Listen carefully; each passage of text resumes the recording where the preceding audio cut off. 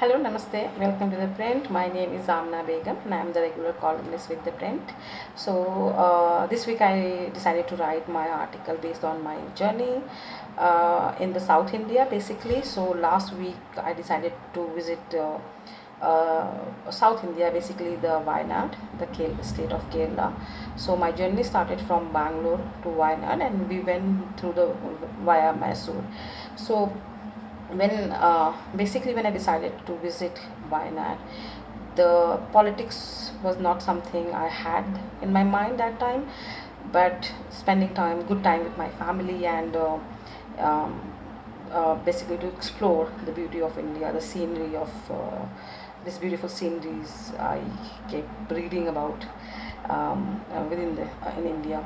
So however, when I reached the Wayanad, I realized while watching all these big posters of Rahul Gandhi that this is the constituency of Rahul Gandhi, and there were a few posters with the Modi's picture as well, but mostly the wall were covered by the Rahul Gandhi's posters, which made me not realize, but which gave me the vibe that maybe Rahul Gandhi can win again the seat uh, uh, in Lok Sabha election if he decides to fight uh, from that seat.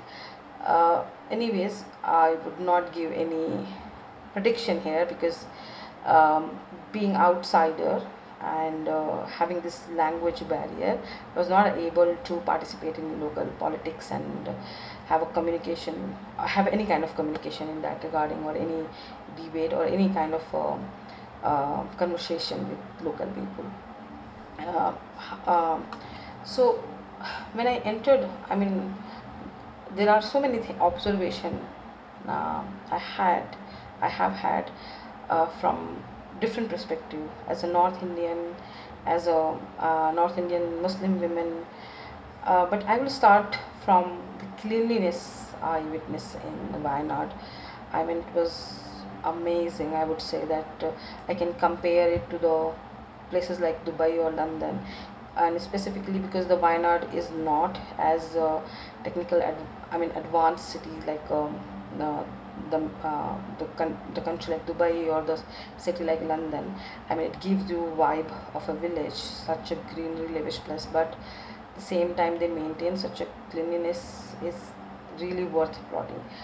Apart from that, I mean, most of my narrative about the South India comes from reading uh, articles or no reading debates, and there are many stereotypes about the Kerala, like immigration is the way of life here, or state governed by the communist. However, when you go to the places and you experience it, always much more than those stereotypes. You learn a lot from about the people, and you learn a lot about the place.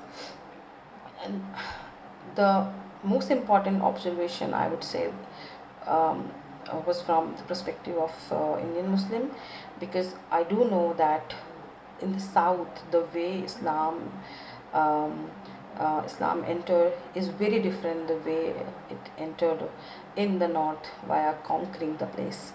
So in south Islam introduced via trades. So I was so I would say I was so excited to see that if there is any difference between north and south. The few thing I notice, I cannot make a very um, a detailed analysis about it, but the few thing I noticed is that when I went to the mosques in Kerala, um, there were designated women places to pray. So most of the mosque has a women section, which is not the case in the north. Even women are not allowed in the most of the mosque in the north part of India. And apart from that, I also saw that Muslim women, not only in Kerala but in Bangalore and I would say in the south, don the mangalsutra. In the Kerala it's called thali, which is not the case in the North Indian Muslims. So these things were fascinating for me, like it's different, and it felt to me that Muslims might be more rooted in the culture in south. Also, I felt as a North Indian that Kerala, a state uh, which has a more than 94% literacy rate, is so much rooted in its culture. So in the north, we see that we talk about well-educated people. We see the westernized people. The people who are westernized are considered to be well-educated and progressive. That's not the case in the south, despite having this much. I mean, I would say, despite being this much, well, I mean, you know that 94% is a literacy rate means something, but still they are very well rooted in their culture. So from the North Indian perspective, I would say it's impressive basically.